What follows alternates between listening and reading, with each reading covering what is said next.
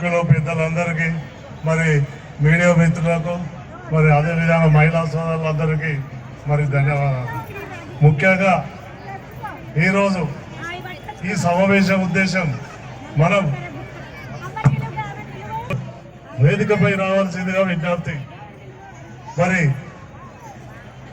ముఖ్యంగా ఈ సమావేశం ఉద్దేశం మీ అందరికీ తెలిసిందే. మరి మనం తప్పకుండా ఈసారి మరి ఏదైతే పెద్దపల్లి పార్లమెంటు మరి కాంగ్రెస్ అభ్యర్థి గడ్డం వంశీ గారు మరి నిలబడ్డారనే విషయం మన అందరికీ తెలుసు. అతనికి తప్పకుండా మన అందరం ఐక్యంగా ఉండి మరి అత్యధికమైన ఓట్లు బెల్లం నుంచి ఇవ్వాలి.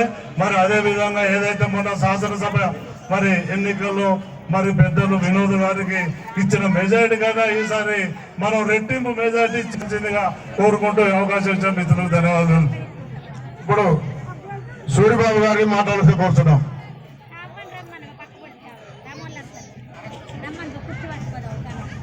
రేపు మే 11న జరగబోయే పార్లమెంట్ ఎలక్షన్ లో గడ్డం వంశీ గారిని పెద్దపల్లి పార్లమెంట్ అభ్యర్థిగా భారీ మెజార్టీ తోటి గెలిపించవలసిందిగా కోరుతున్నాము. ఎందుకంటే కాంగ్రెస్ పార్టీ అనేది బడుగు బలహీన వర్గాల పార్టీ, పేదల పార్టీ కాంగ్రెస్ పార్టీ. ఇప్పుడు వస్తున్న బీజేపీ ప్రభుత్వం కేవలం ఒక మతత్వ పార్టీగా పేరు ఉండు ప్రజల మధ్య చిచ్చు పెడుతూ ముస్లిం హిందువులను రెచ్చగొట్టే విధంగా ఈ బీజేపీ ప్రభుత్వం వివరిస్తుంది.